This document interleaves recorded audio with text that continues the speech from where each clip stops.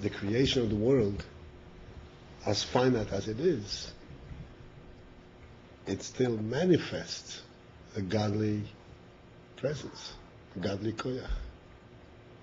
Even though godliness is infinite, and this is an insignificant finite entity, but it comes from godliness.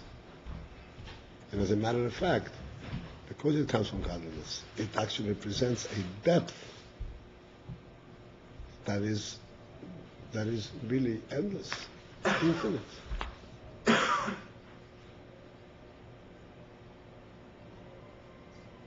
Like we point out, and the Baal Shem Tov said, in other instances, that the earth, in the cosmos, what is the earth? A pebble. The secrets that are contained in the earth are eternally unfathomable, meaning you can never reach to know everything that the earth contains.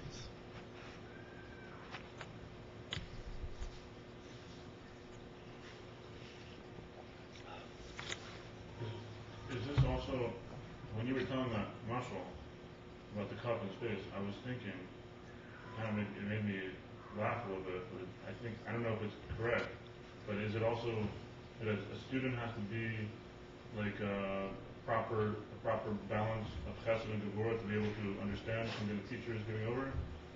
Like otherwise it's like not going to be accepted, right? Is that called tiferes? Well, in a certain sense. A student he has to understand things with his own seichel, right? Yeah. But if he approaches it exclusively with his own seichel, and he's learning something that he never learned before, how is he going to take it? Or even if it's conceptually completely different than anything that he's experienced before, he is locked out of it. So he has to be open. He has to be open to receive what he's learning, and then after that he absorbed it. After he received it, then he starts applying his own thoughts to it. How does it mean? What does it mean? How do I understand it?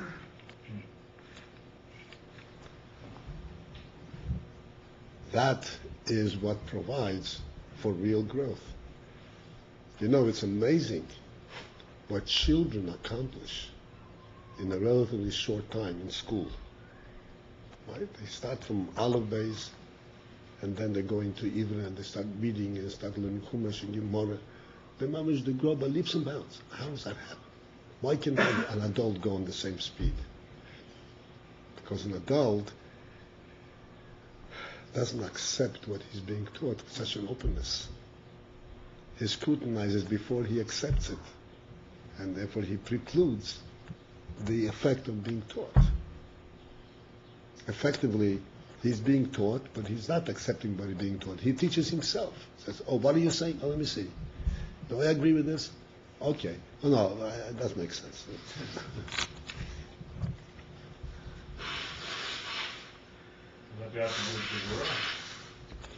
Well, that's the idea of limit, which is the aspect of Gura. Yeah. Precision. And what would be the flip side of the coin? Being like too much chesed. Right, if he just accepts without any scrutiny afterwards. Yeah. So then he knows it, but he doesn't really know it. He has to apply his own seichel then to try to understand it. So, from what you're saying, maybe a child doesn't have the ability to have the capacity to have this tiferes because he's absorbed, but he is absorbing it. And he's grasping. Yeah, and he's absorbing it. I mean, of course, he's not being taught at the same level as an adult, but to him, it's completely eye-opening, and he's learning it.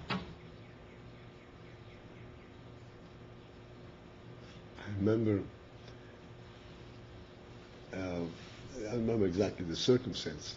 Sitting with a guy, and we weren't children already. We were 15, 16. You know, some grandmother going on, some thinking going on. And the guy says, "Do did you know that the wind causes the tree to move, to shake?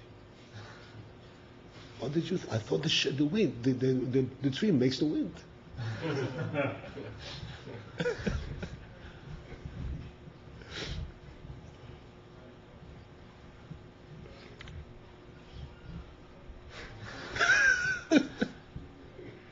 The tree shakes. It causes wind to blow.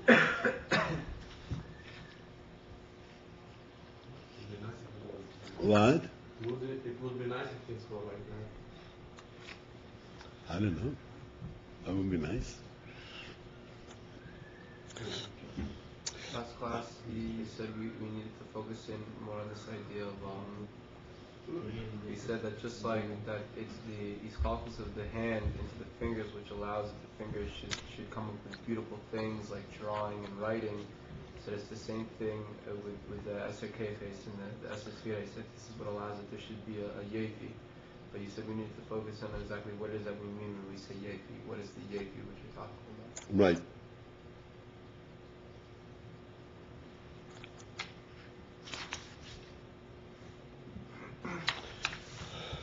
So, we discussed Yoifi previously, but here, you have to, I would like to enrich it, having already touched on it. And we pointed out Yoifi does not have a real presence in the object. You can't identify what is it that makes it Yoifi. It doesn't have a presence. And it can come in all kinds of different forms. So that means that it's not related to the form directly. What is the concept of Yoifi? Yoifi is really an intangible part of the object. The principle of Yoifi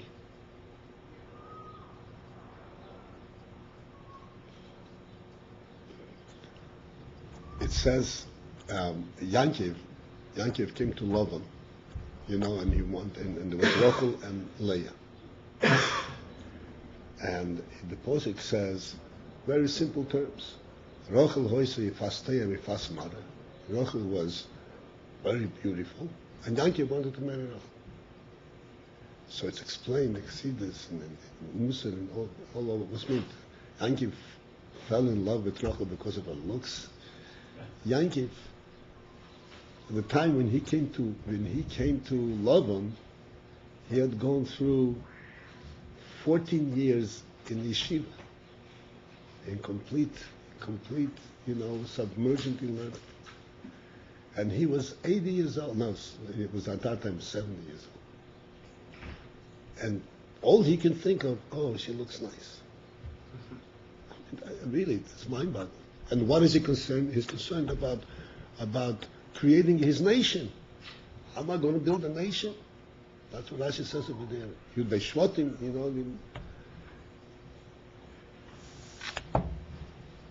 The principle is that yoifi in a healthy person, you could have yoifi that's misleading, but in a proper, healthy, and kosher person, the beauty of the soul expresses itself in the bodily beauty.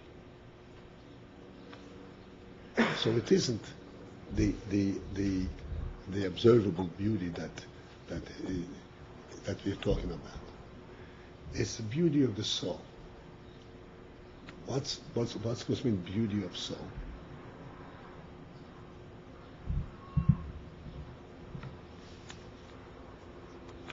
Before I go there.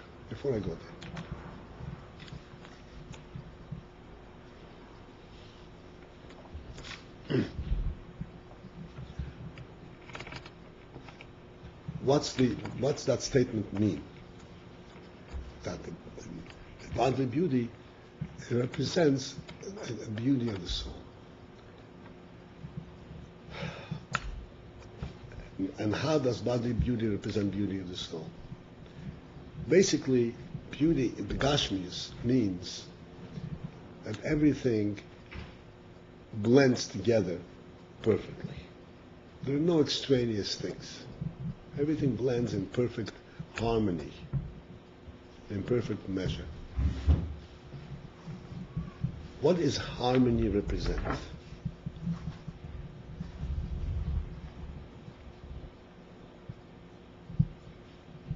When a person's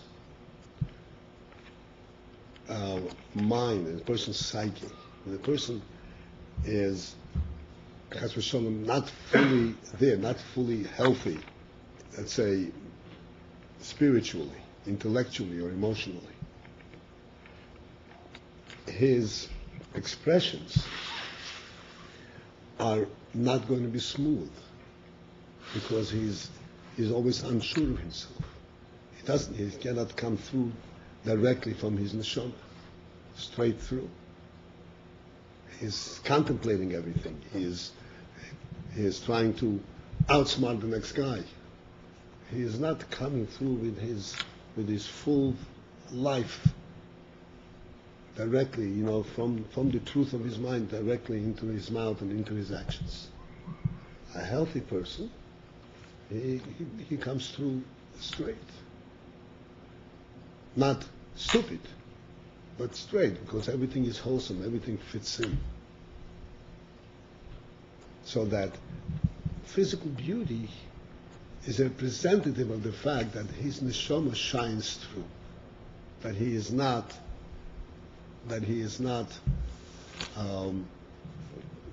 there's no obstruction.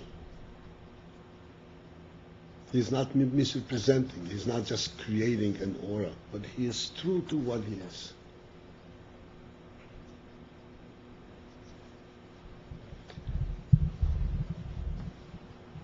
What does that mean? He does all kinds of different things. Sometimes he's happy, sometimes he's sad, sometimes he is tired, sometimes he's alert, sometimes all kinds of different moments. And yet you say there's a continuous beauty. What does that mean? This is where the motion of the cup that I said before. It means that whatever he does, every specific and individual act, is not just a calculated act that creates this particular act. It is related to the overall person. It represents a certain truth about the person. In other words, what we said before, there is nothing and there is everything. When there is nothing in the background and it does something, then all you have is this particular thing. When there is everything and it does something, so this something represents everything. There is an overall perception of what he is doing, not just this thing.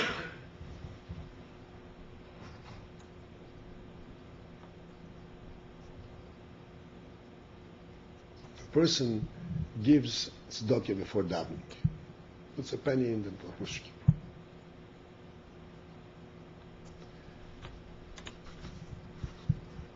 A penny in the pushki is a good thing to do. Now I'm just projecting two extreme cases. One is, I'm supposed to put a penny in the pushki before I go down. Put it in, you put it in the pushki. The other is, I'm going to daven. I better do something, prepare myself to daven. And one way to prepare is give tzedakah that prepares me, that makes it possible for me to approach a Meibush. It's the same act, but there's a richness involved. In other words, this same act represents an overall perspective, not just, I have to do this thing. This is the concept of beauty. This is where beauty comes in. It comes through a specific act, but that specific act is representing a whole and a total reality, a total truth.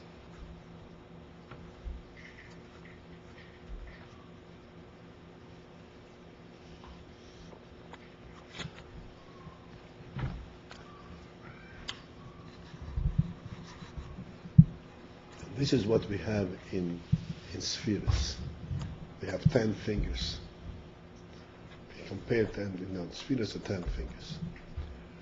10 fingers are 10 fingers, individual fingers. But the individual fingers coming out from the hand. Not 10 individual separate pieces. And really the talent that's expressed through the fingers is really contained in the hand. Except in order to express that talent, it has to go through the fingers. But the talent is contained in the hand. For instance, if you have to draw. In drawing are involved various aspects, various qualities. One is, Drawing? I'm making a picture. One is that you make the correct lines. Make the correct lines in the correct place. The other is that you make the lines with the proper intensity, proper sharpness.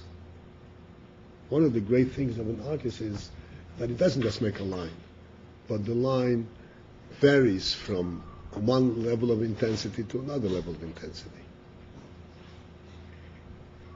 And if you watch an artist, his hand just floats over the paper.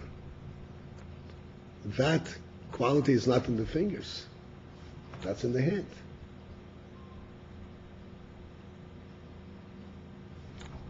So the talent is contained at a much higher level. Ultimately, all talent is in the brain, of course. So a real beautiful piece of art, when is it really beautiful? When it represents some kind of reality view, some kind of an insight that comes from the brain. So it's not even the painting. And that quality can't even be duplicated. Only the artist who has that insight can present it.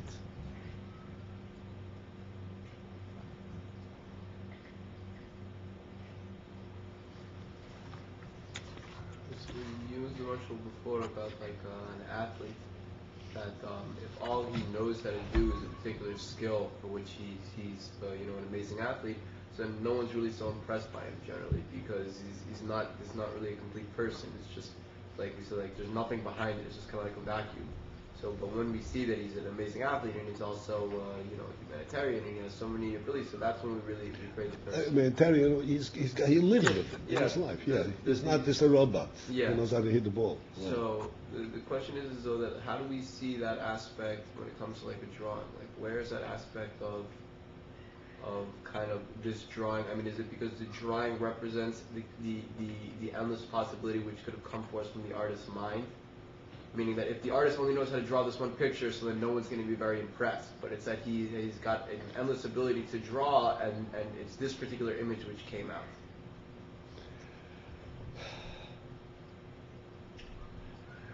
Right.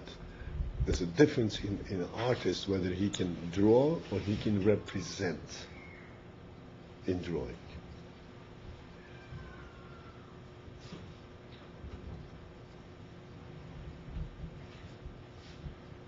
Any person, as I say, can learn how to draw, but not every person can become an artist.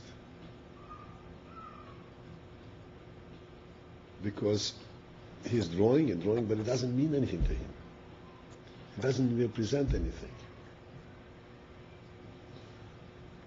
He was taught how to copy. You can copy a painting, you can copy a view. You can learn how to copy a tree. But he's not representing, he's not one who observes something that makes him think of something. So he's not an artist. He can know how to draw. He knows how to draw. What is the big thing? I will say, an artist would, it comes off the canvas. It's alive. What do you mean it's alive? It's a perfect rendition of the view. No. It's much more than a perfect rendition of the view. It's because he observed and he experienced the life behind what he saw. And this is what he produces. And that's what's called beauty. And when is that, when can that be? When is that manifest? When the specific act represents something, its source, something on a higher level, and higher and still higher. Ultimately, when it represents the intellect and even higher. And this is the motion from the fingers. The fingers are attached to the hand, and they're actually representative of the koyach hayad. But they are representing the koyach hayad as it is on the hand level, on the higher level, which includes all the fingers.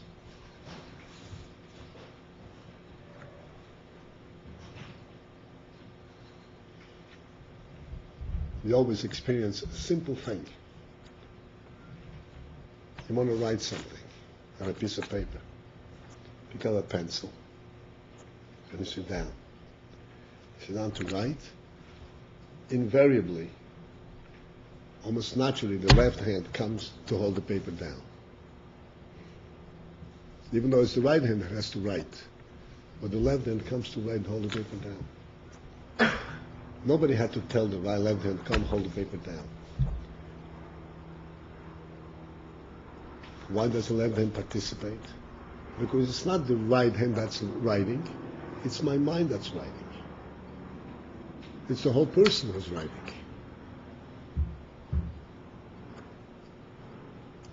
And therefore everything participates and contributes to it. That's when this present beauty. Beauty means a complete blend. It presents something real, something truthful. When you say complete blend, you mean it represents the neshama, which is a complete blend. Right. So then, how exactly do you link this back up to the muscle of that the cup fits in this space? What's the? I just explained it. That when the cup fits in this space, that tells you not just that there is a cup,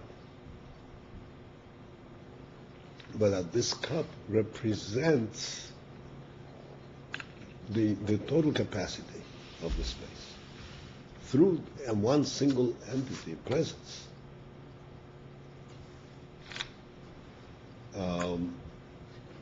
It tells you not just that this can be there, but that there is an overall capacity for including things.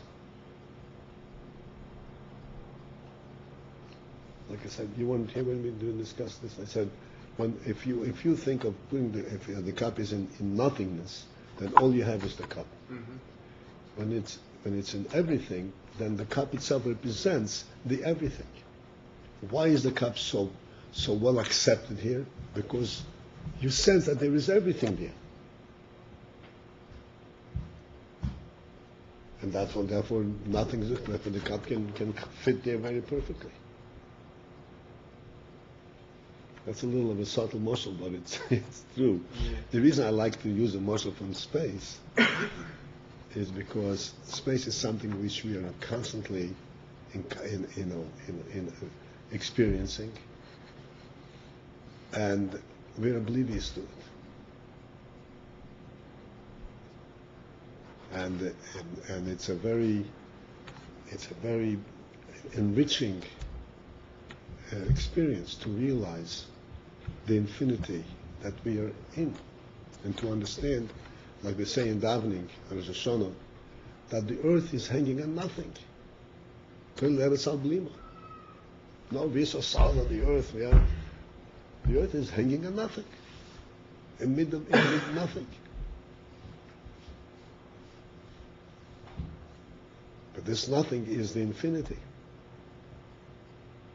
And it's enriching to a person to realize that there is a great richness in his presence.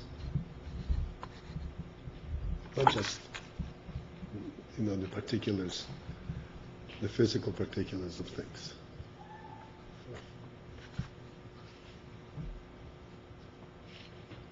Cosmos is infinite. Sorry? Cosmos, No, the cosmos are the entities. Cosmos are the particular bodies. Right? But what's holding it all together? That's what we're learning here. What's holding it all together? And what's directing it? The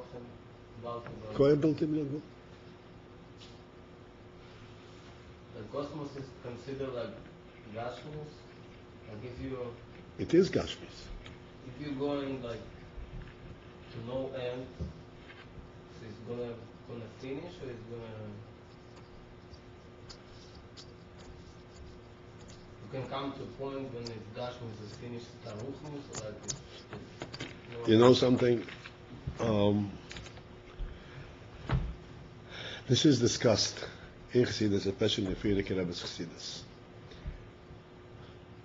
But maybe we'll have a chance sometime to delve into it.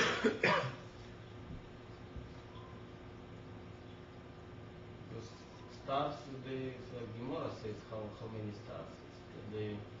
No, it's not a question of stars. It's a question of Galgal Hatshi. It's a question of the Galgalim. Okay. Obviously, these things, when you discuss them, you have to have the proper time to lay it out so that we're not talking in narrow terms. Otherwise, it loses its meaning.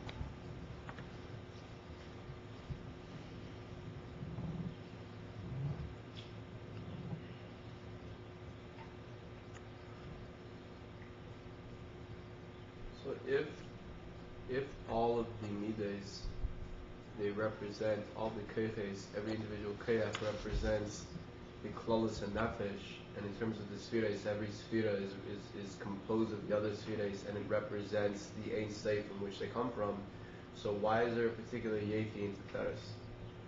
Why when we say Yekada D'Malka, we're referring to a Ferris, why can't we see that as much in Chesed or in Gvura, since they're all representative of the klolos of which they come from? Very good question, and the answer is that this is where it becomes obvious. This is where this Ikar is actually transmitted in a vivid manner, in an obvious manner, expressed, shown. You're absolutely right. Yesh Mi'ayin shows in the whole koyach of Ein Sof. Only Ein Sof can create Yesh Mi'ayin, no matter what it is. Nevertheless, there you can say, look at this Yesh Mi'ayin, and you'll be impressed with the glory of the king. You don't get impressed because it doesn't affect you like this. But here is something that actually is meant for you to be impressed with, something that you yourself can actually be impressed with and recognize. That's the thing. So the Tiferes is the place where this greatness and this Ein Sof is actually expressed in a finite entity. The other koyches do not express it directly.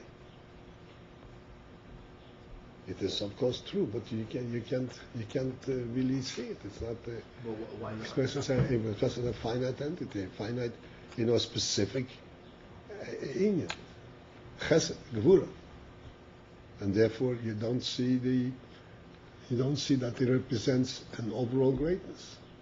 In itself, it doesn't represent. the only way it represents is it couldn't be if not for being created. But it doesn't represent the Creator. Whereas Tiferes represents the Creator. Because when we say Tiferes, we're talking about Hashemayim Mesapim Kaved Kel, Yeah. that in the heavens you see actually this existence that anything could be here. The conglomeration of everything. You see the active, the Koyach and Soif directly. Through finite entities.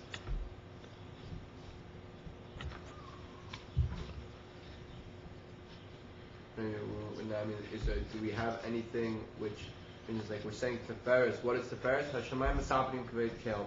The Shemayim are actually the physical representation, so to speak, of the expression of the Midah of Tiferes. Mm-hmm. So do we have that in Abba and do we have that in Chesed and Gevura? Do we say,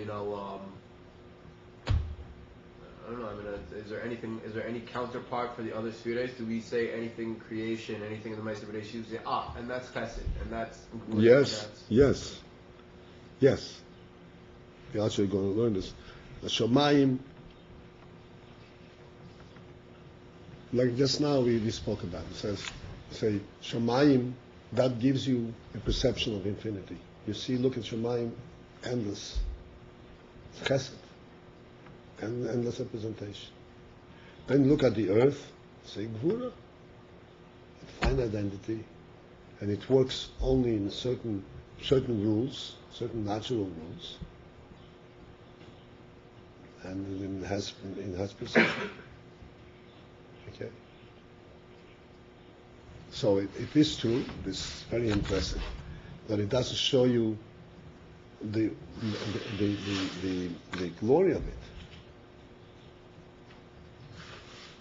When you look at Shemaim, do you think of Hashem? Do you think of a higher koyach? No.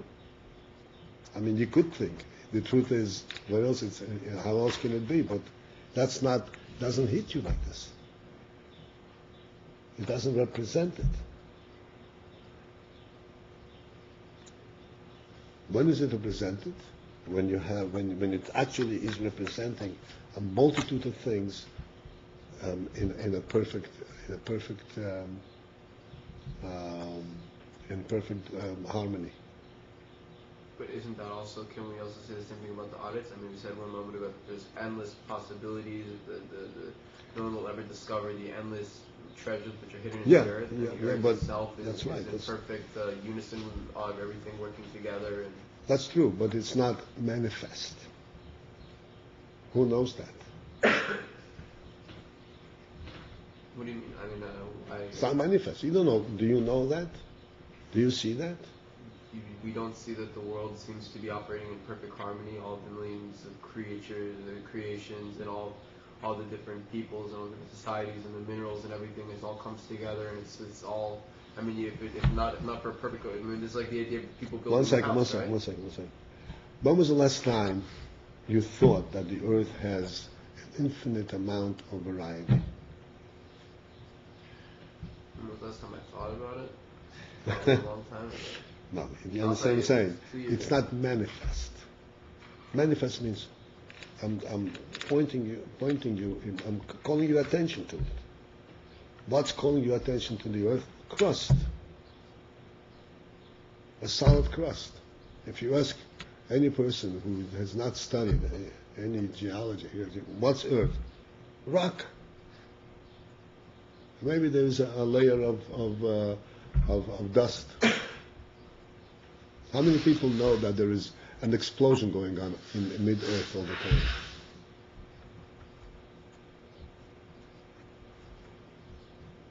We learned it in public school.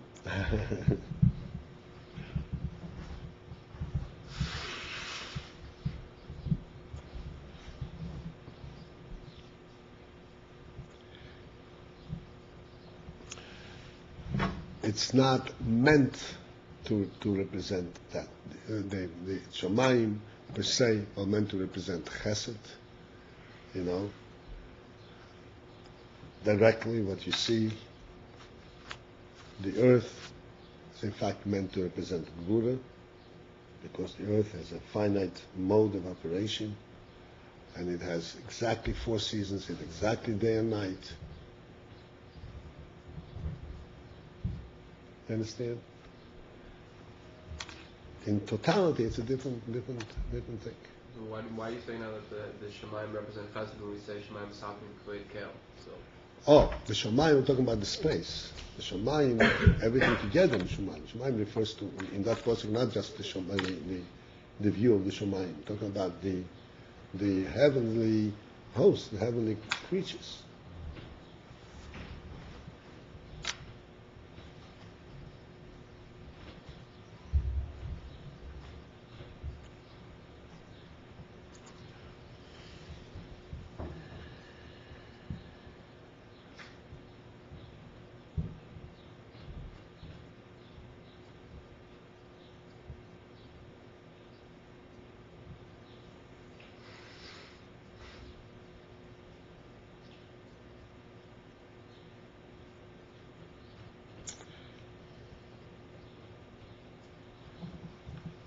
Okay.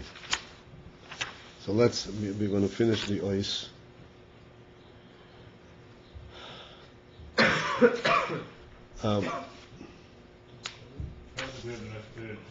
We are just on the next page, just a few lines. no one else has the next page? Nobody has the next page? 182. Ah, 182 you don't have? No. Oh, I'm sorry, I didn't realize no one else okay, had. so we'll take yours and make quick, Yeah. make a few copies. Just as we make You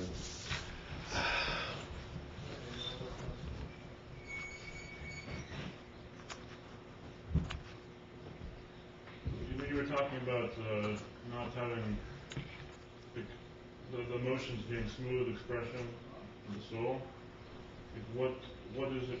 What causes those abrupt that to be abrupt? The expressions to be abrupt.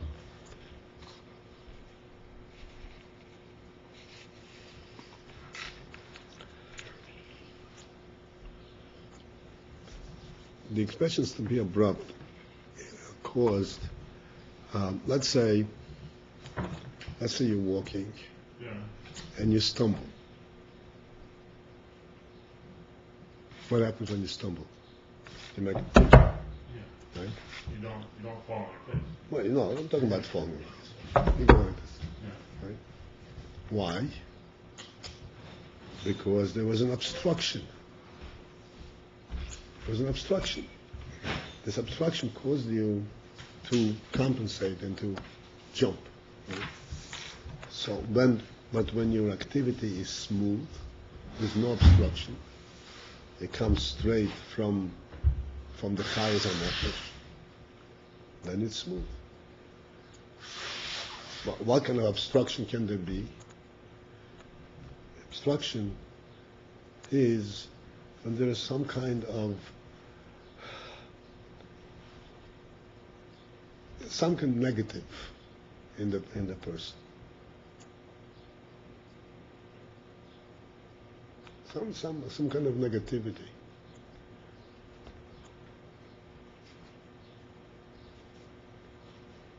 The Rebbe told a story.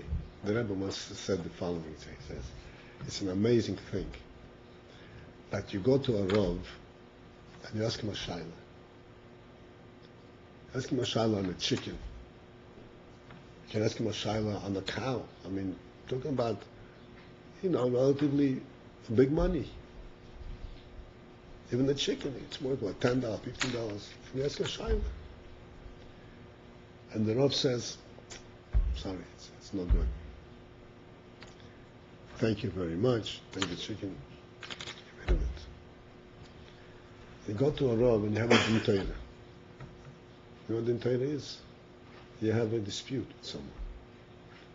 He owes me $2. No, I don't owe you $2.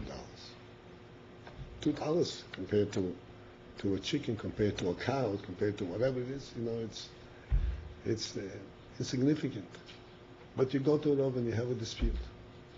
And you come to the Rav and he listens to your kindness and he says, you're right, you're wrong. You owe him the $2, you don't owe him, whatever it is. One of them comes out victorious, one comes out a loser. They go out from the Rav angry. What do you mean? Oh, I thought I can trust you. Okay, I'll know from now on. The whole thing, the Rav loses his amicability, his goodwill. So you ask him, how come? This is only $2. And the chicken, you trusted him. What's the answer? The $2 is insignificant. But it bothers me that he won. It's not what I'm losing, it's what he is winning. Understand? We have this negativity in us, where we're not concerned about the real thing. We're concerned about something which just makes it into our personality, which has no significance. It's just for our yeshus, for our ego, whatever it is. That interferes with the smooth flow of expression, of life. It's like a stumble. Just one example. Yeah, I can see that. That's it.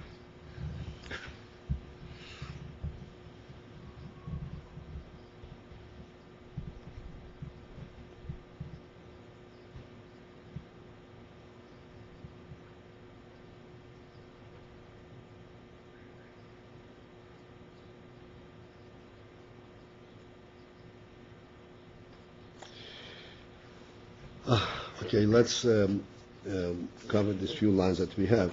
We'll start again 4 lines from the bottom, so we have the continuity here. On 181. Therefore, the reflection of this is a similar thing as we discussed here with the boys and with the various blending of the various koiches, multiplicity, how multiplicity actually represents a beauty because it represents a unified beauty at a higher level. Also, that is referring to the spheres, the way they are above, which are Chagah, Chabad, Chagas, and Nehim. Chochem bin Adas, Chesed Gevurah Tiferes, Netzach Edisoid, and Malchus. One of these spheres, She'al Yodom, where through them, through these spheres, Mischaleg Ha'oir Ve'Hashefa Ha'elyonim, is subdivided. The oir and the shefa, the gift that comes from above. In other words, there is oir and shefa above that is higher than spheres, that is not subdivided, but it comes down through the spheres in a subdivided manner. But what comes down? The ultimate, the higher oil that is not subdivided. Kiyodua, as is known, the Lamayla spheres that above the spheres, who are the pshuta, is a perfect unity, bli shum hischalkus, without any subdivisions. This we have to understand this terminology. It's Agdus Pshuta means not that there is nothing, there is everything, but everything is one, without any hischalkus. You can't say there is all of these things. There is nothing, but it's not nothingness per se. It is everything in a perfect unity. Ukemaimer and uchad v'lo b'chushbon. Kemaimer, as the saying which is in the Zohar, and uchad v'lo b'chushbon. You are one, v'lo b'chushbon. What does v'lo b'chushbon means? Chushbon means calculation, count. There is 2 types of one. There is one, this is 1 cup, and you can have a 2nd cup. So this is like your 1, but there could be a 2nd. So this is 1 numeric sequence. Then there is 1 that is not in the numeric sequence. There is no sequence. It's 1 that includes everything automatically. There cannot be a sequence if everything is included there. We spoke before of Echad and Yachid.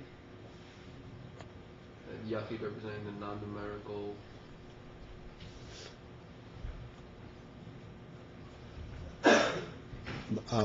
Chad v'lo b'chushbon is Yochid is even on a higher level,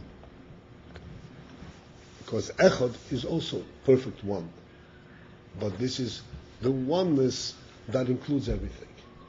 That's Echad. That's Chad v'lo b'chushbon. Ukemaimor,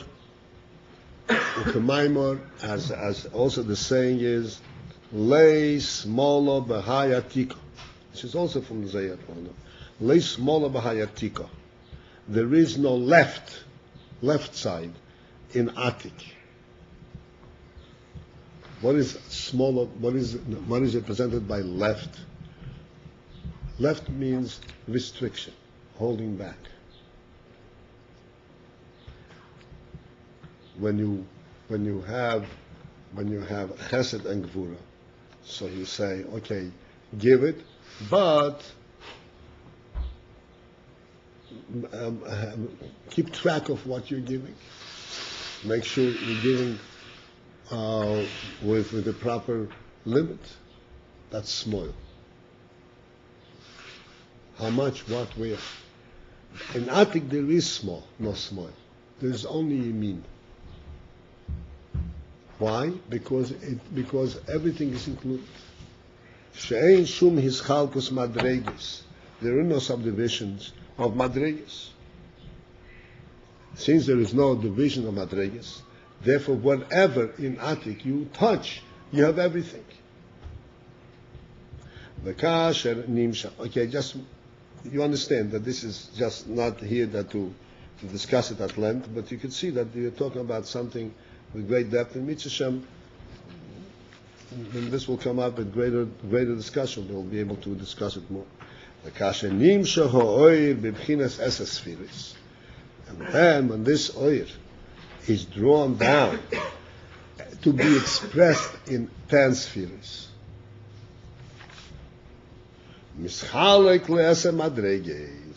then it's divided into 10 madreges.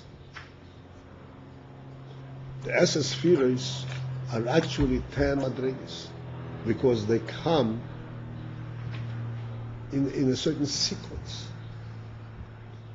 On the topmost there is the Chabad, there is the intellect, and within intellect itself there is Chochmah, then Bina, then Das. It comes in madreges. Why are there madreges? Because, and why is there a sequence? Because to represent this entire richness that is contained, that is this Atik, to represent the entire richness, you can't represent it in a single statement. It has to come gradually. First there is Chochmah, then there is Bina, then there is Das. Each one of these has different natures and contributes a different aspect to the total revelation.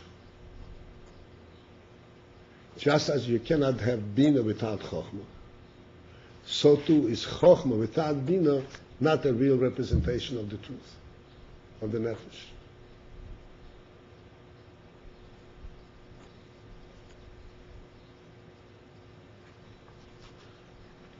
Do you see that everything is coming from one?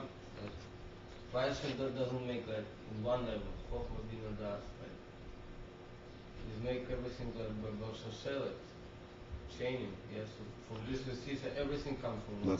That's right. Because Bina draws from Chochmah. Chochmah is the topmost that receives directly from Ein Sof. Bina cannot directly relate to Ein Sof.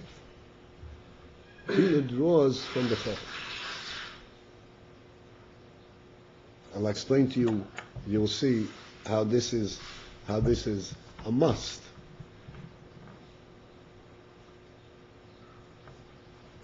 Did you ever try to describe to somebody something that you've seen.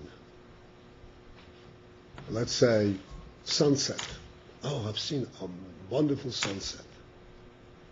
Can you describe what you've seen? You can talk about it. You can talk about it 24 hours, but you'll never exhaust the impression that it made on you.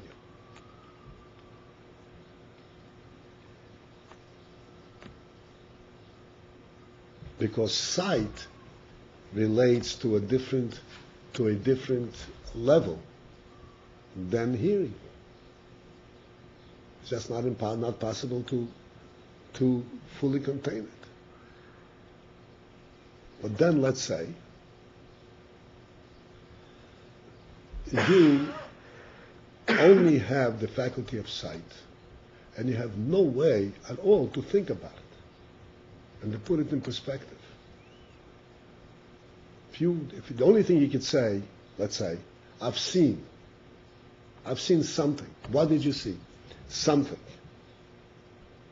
You'll be lacking. That's not a full human experience. You have to be able to express it, at some level. You have to have bina. Without bina, it's not a full experience.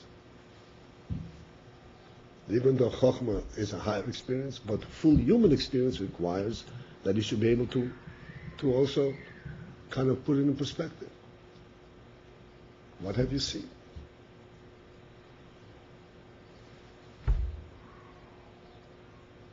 And this is the essence finis. Ultimately, all 10 together represent the inyan, the way it is high and lamailo at the lower level.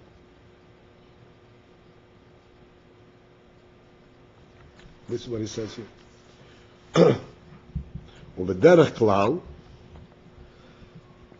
in general, in other words, we say that there is 10 madrigas, but overall, to look at it from a general perspective, in gimel kavim, the 10 madrigas are structured in 3 lines, 3 individual directions.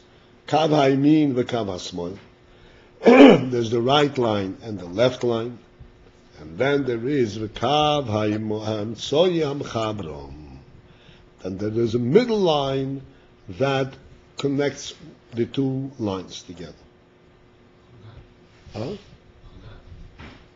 That? Is this the representation of the Chadat? This is all. Chokhmah Bina V'das is also right, left, and Das is the middle, and Chagat is also the same thing. The entire structure is right, left, and middle. Kav ha'yamin hu b'chinas ha'chesed. Kav ha'yamin is the aspect of chesed. Shu b'chinas mayim bichlal. Generally speaking, physically, this is represented by water.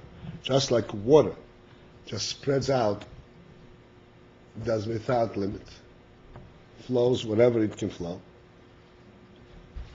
The kav ha'smol gvura b'chinas eish. Sorry, the left side is the infant gvura, which is the nature of fire. Fire is the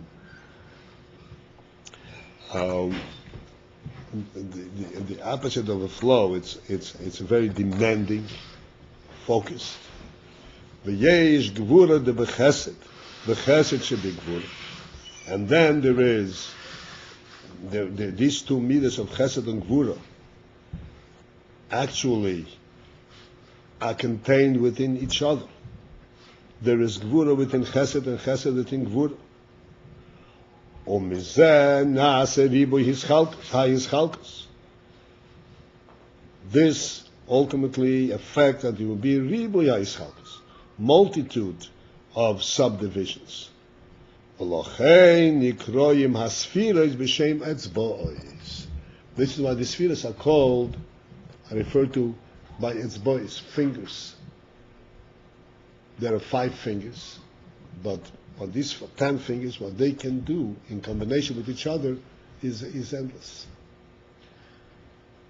Is endless.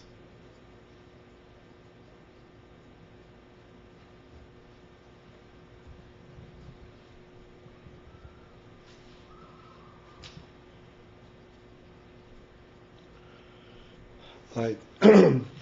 So this was some kind of an experience over here. And I think we should do the same we did on the previous times. Go back and in a few days, review it. If you have a chance to review it for yourselves beforehand, it would be very, very good. Your notes and all that. Because I'd like some feedback, Tell me, ask questions. That's what it's about. So, mission Wednesday.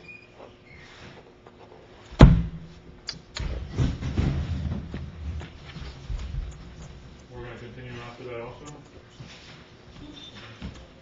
Yeah, I hope it meets to finish the Maimer, at least this Maimer. It's a whole hemshech. Yeah. But every line we learn is a world into itself. Yeah. Yeah, sure. Together it's different.